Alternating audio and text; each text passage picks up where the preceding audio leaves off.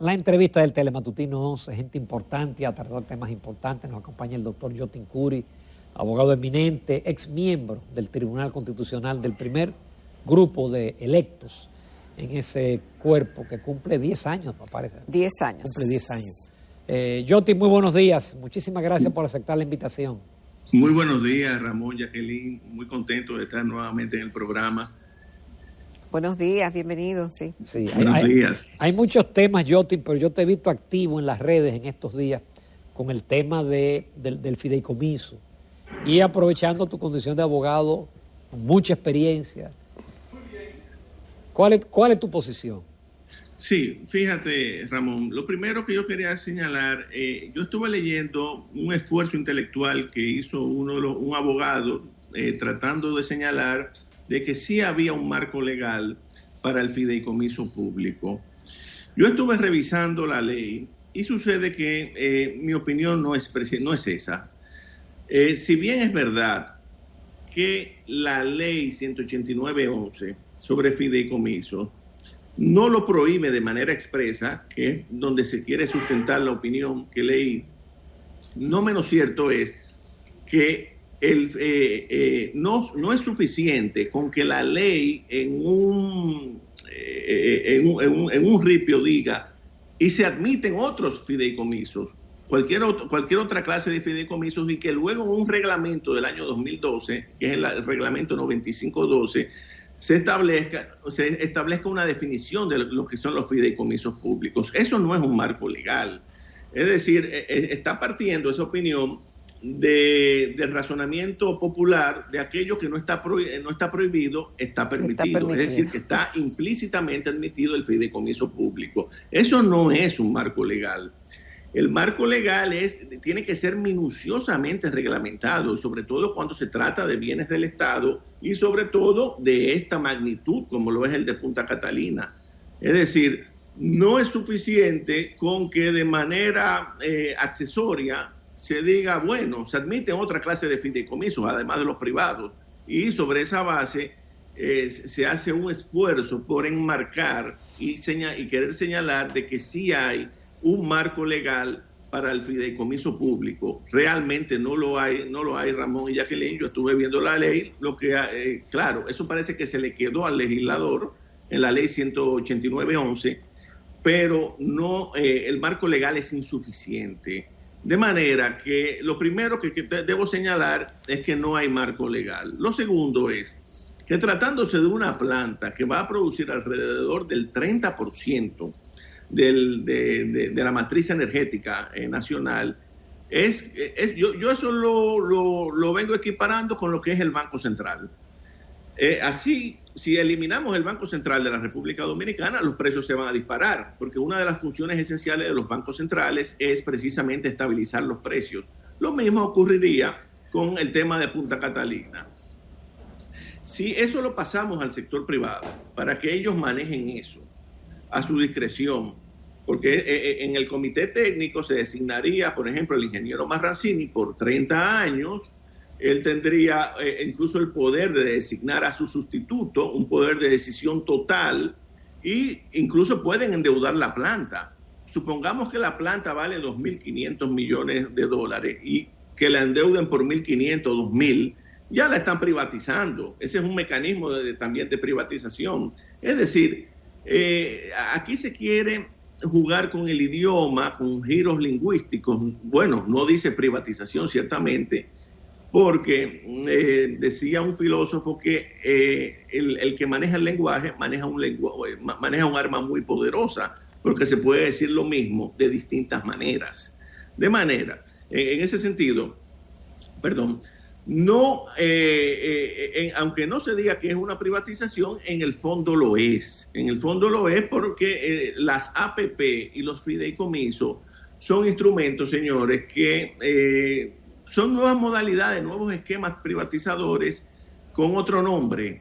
Se le puede llamar capitalización, privatización, APP, fideicomiso, pero en esencia es la misma cosa.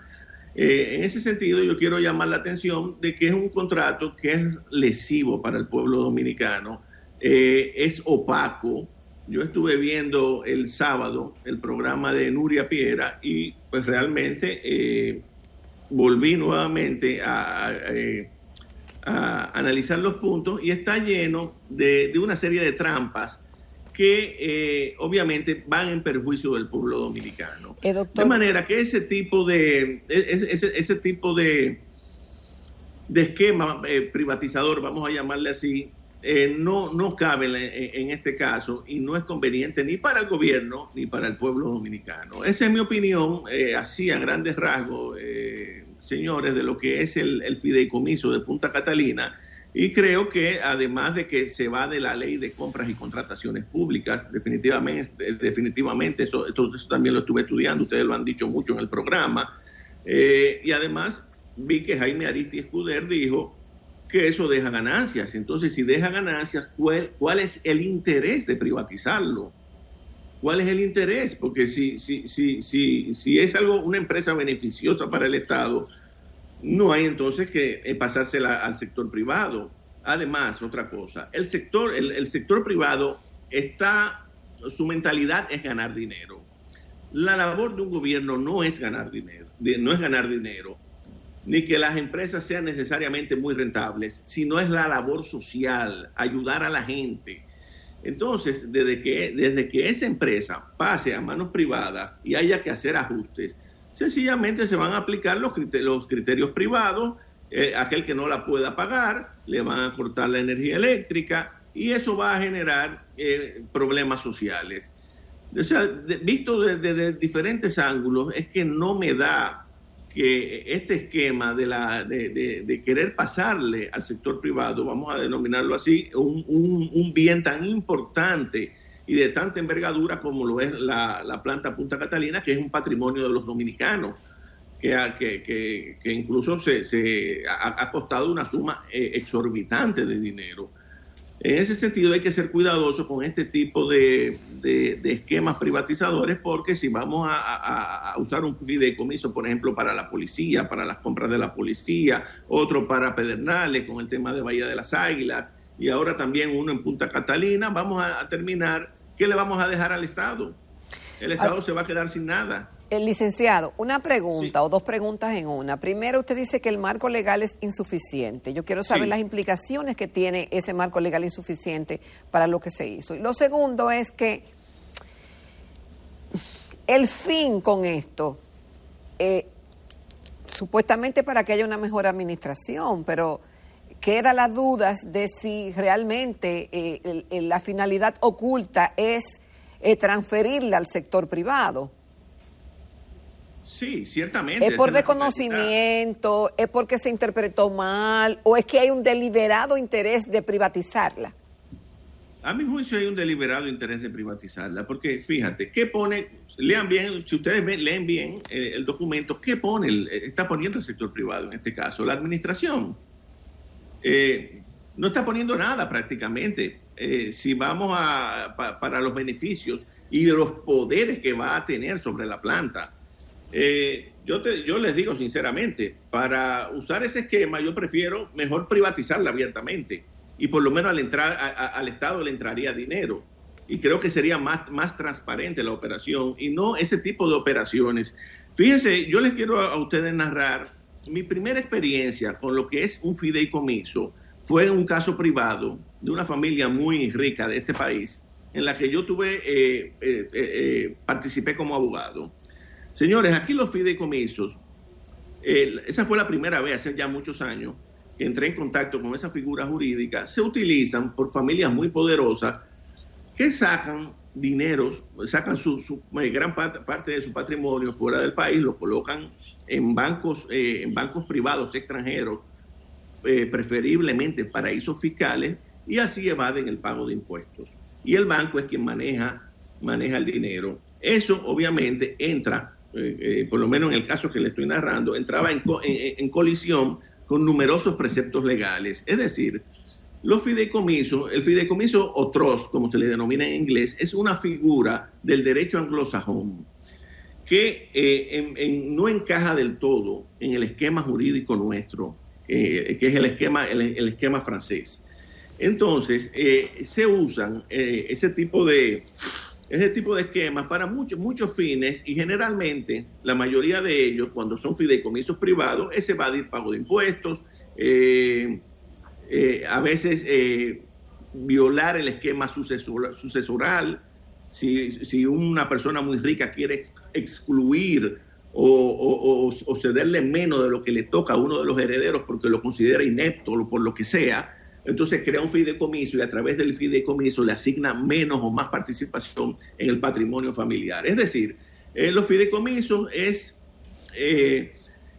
como, ustedes saben que en el derecho norteamericano, en el derecho anglosajón, si una persona puede dejarle su fortuna a quien quiera, se lo puede dejar a un asilo, hasta un asilo de animales, vamos a decir, un centro, pero en el derecho francés no. Hay un orden con relación a los hijos y solamente puede disponer de cierta parte de su patrimonio porque lo otro le toca a los herederos. De manera que esa es una figura que no encaja del todo. A mí nunca me ha parecido transparente ningún tipo de fideicomiso. Esa es mi experiencia personal. Ahora bien, volviendo al caso de Punta Catalina, yo les puedo decir que, sinceramente, yo no entiendo cuál es el afán de cederle ese bien del Estado al sector privado cuando se ha dicho que deja beneficios.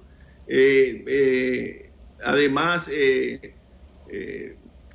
como les digo, es un bien de mucho valor que hay que ser muy cuidadoso y muy transparente al momento de disponer de este tipo de este tipo de bienes, y yo no creo que el fideicomiso sea lo más idóneo ni la figura más transparente para traspasársela al sector privado, porque al final va a terminar privatizado, porque hay muchos esquemas, les repito, las deudas que se pueden tomar a cargo de la planta, al final, cuando lo entreguen al cabo de 30 años, va a estar virtualmente endeudado y habrá que pasársela al sector privado. Ese es mi temor y el temor de muchos dominicanos. Jotin, lo que más se ha cuestionado es la figura del fideicomitente adherido. Sí, porque a través de... Que parece que sería esa la vía por la cual incorporar inversiones de personas jurídicas o personas físicas. Parece que si se elimina ese párrafo, la cosa no queda tan mal.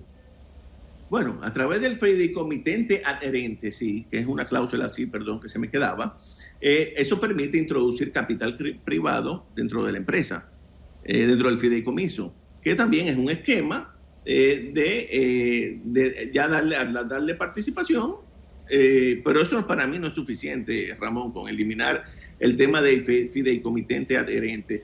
Es que debe haber un marco legal más claro, un contrato más transparente y que defina claramente que quede a cargo del Estado el control total de un bien de esa naturaleza, y que los beneficios del sector privado y sus atribuciones estén taxativamente enumeradas, es decir, limitadas, bien limitadas, y que no puedan consentir, por ejemplo, préstamos sin la anuencia del Estado, y una serie de cosas, porque es que, te reitero, no hay un marco legal, lo que hay es un marco general, que a través de ese marco general y una definición de fideicomiso público, que hay un reglamento, que es el reglamento 9512 del año 2012, entonces a través de eso se está creando la figura del fideicomiso público, que, reitero, se necesitaría una ley que establezca claramente cuáles son las condiciones para esta clase de instrumentos. Eso es lo que yo entiendo.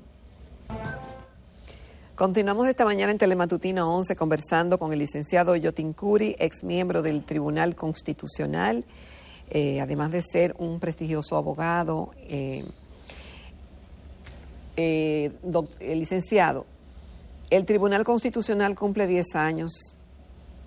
Nos gustaría que usted nos diera su visión de estos 10 años, los aportes que ha hecho. Algunos tenían muchas dudas cuando se creó de los beneficios o perjuicios. En algunos se hablaba casos, de choque de trenes. Choque de trenes, de llorar lágrimas de sangre, etcétera. A la luz de estos 10 años ya que han pasado, ¿qué nos puede decir? Sí, ciertamente, todos esos vaticinios de choque de trenes y afortunadamente nada de eso ha ocurrido. Por el contrario, el Tribunal Constitucional ha venido a jugar un papel muy importante en la sociedad dominicana, ha dictado sentencias emblemáticas muy importantes como la 168-13 sobre el tema de la nacionalidad, la 256-14 sobre el tema de la Corte Interamericana y muchas más. Ha redefinido lo que es el derecho de propiedad. Ha jugado un rol, o sea, ha dictado numerosas sentencias. La más reciente, que también se las quiero comentar, que es, para mi juicio es una sentencia importante, es la del concordato, en la que el tribunal dijo, no tenemos facultad para revisar el concordato, porque eso es un tratado internacional, y el tribunal solamente debe revisar o declarar la inconstitucionalidad de las leyes. Y los tratados, al tener una jerarquía superior a la de la ley, dice el tribunal, no debe revisar el concordato. O sea, sentencias muy importantes que le han hecho ganar un prestigio, un buen ganado prestigio en corto tiempo, pero claro, también tiene puntos flacos. Por ejemplo, el tema de la ley 169-14, que fue aquella ley que se aprobó durante el gobierno de Danilo Medina para restarle eficacia a la sentencia 168-13, es decir, para restarle efectos y facilitar la naturalización de extranjeros. Eso no ha sido todavía fallado por el Tribunal Constitucional. O sea que esa labor está inconclusa y tiene que fallar porque cuando yo estuve allá, incluso llegué a pedir varias veces que debíamos fallar ese tema y no se llegó a agendar. Ese es un punto que tiene que fallarse, porque aquí estamos naturalizando con cualquier tipo, de manera muy ligera y con las actas de nacimiento tardía a numerosos extranjeros del vecino país, y eso hay que ponerle freno. Entonces, el tribunal tiene que fallar ese tema, el de la 169-14. Ese es un punto negativo, pero en sentido general ha hecho una gran labor. Ha servido de árbitro en temas muy importantes, pero yo considero que puede hacer todavía mucho más. Pero bueno, vamos a darle tiempo, porque 10 años es poco para una institución, pero su labor en sentido general es buena, es aceptable y ha sido bien valorada por la sociedad dominicana. Joti, pero parecería que los cambios que se han producido por la rotación de que había miembros para diferentes periodos, da la impresión que eso ha creado una dificultad en lograr los 9 votos que son necesarios para lograr una sentencia.